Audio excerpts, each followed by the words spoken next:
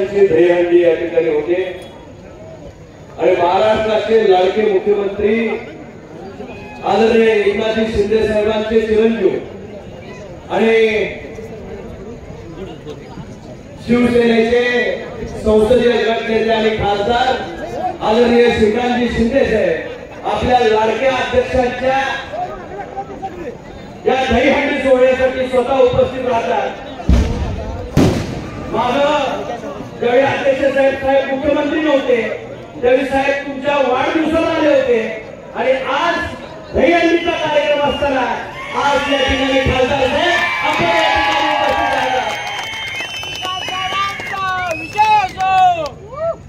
आज एक आनंद सोहळा पाहण्याची संधी या निमित्तानं आदरणीय अध्यक्षांच्या या सर्व टीमने या ठिकाणी आम्हाला मिळवून दिली, ज्यांना आम्हाला सर्वांना जसे दहीहंडीचे थर वाढतंय लवकरात लवकर या मतदारसंघाच्या राजकीय व्यवस्थेला बळकटी देणारी तुम्हा आम्हाला आयुष्याला उभारी देणारी जी पारंपरिक दहीहंडी या ठिकाणी आहे ती विकासाची दहीहंडी फोडणारे हात आणि ते हात सन्माननीय सुहासजी बावरांच्या निमित्तानं परत एकदा मुंबईला जावे आणि खऱ्या अर्थाने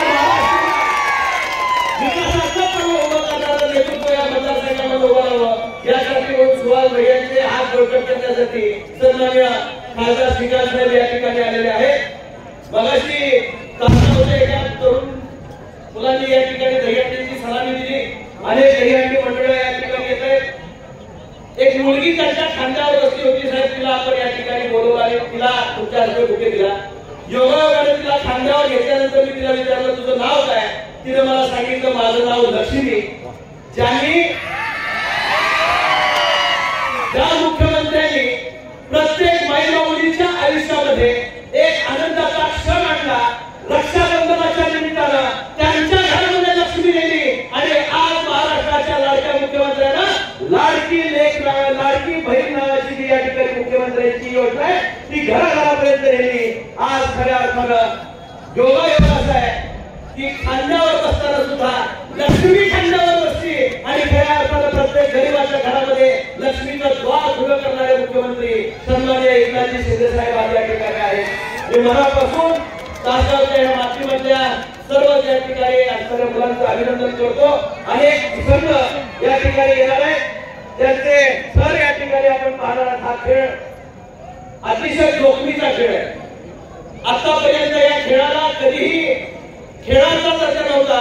महाराष्ट्राचे मुख्यमंत्री एकनाथ शिंदे साहेबांनी याला साहसी खेळाचा दर्जा दिला आणि या मुलांच्या आयुष्याला करिअरला उपयुक्त होणारा यांना शासकीय नोकरीमध्ये संधी मिळणारी दालन सन्माननीय मुख्यमंत्र्यांनी सुरू करून दिलं। एखाद्याचा जर अपघात झाला तर त्याच्यासाठी सुद्धा खऱ्या अर्थानं त्याला विम्याचं संरक्षण सन्माननीय मुख्यमंत्र्यांनी या ठिकाणी मिळवून दिलं। त्या खेळाला प्रतिष्ठा मिळवून देण्याचं काम केलं।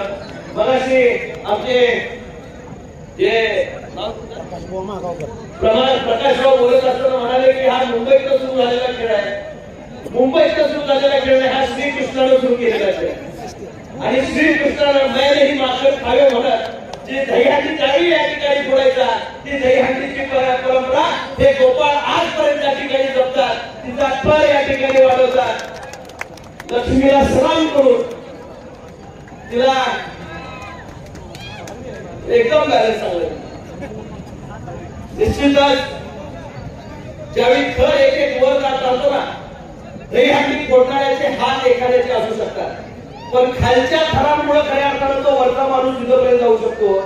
जो माणूस खालच्या थराला विसरतो तो वर गेल्यानंतर दहीहंडी कधीच फोडू शकत नाही। मी मुद्दाम सांगेन जो माणूस खालच्या थरावर महाराष्ट्राच्या मुख्यमंत्र्यापर्यंत गेलाय तो एकनाथजी शिंदे खऱ्या अर्थानं सामान्यांचं दुःख समजतो आणि तोच विकासाची दहीहंडी फोडणार। आणि अध्यक्ष तुमची दहीहंडी ही उद्याच्या महाराष्ट्राच्या राजकारणाची विकासाची दहीहंडी ठरेल असा विश्वास या कार्यक्रमाच्या या ठिकाणी बाळगतो। आदरणीय शिंदे साहेबांना विनंती करतो, आदरणीय राहुलजी शेवाळे साहेब आमचे नेते या ठिकाणी आलेले, शिंदे साहेबांना विनंती करतो की त्यांनी आपल्या सर्वांना संबोधित करावं। जय हिंद, जय महाराष्ट्र। माने साहेब आवाज माणदेशाचा, माणदेशातील प्रत्येकाचा, माणदेश प्राईम। सबस्क्राइब करा आणि अपडेट रहा। नवीन व्हिडिओच्या नोटिफिकेशनसाठी बेल आयकॉनचं बटन दाबा। धन्यवाद।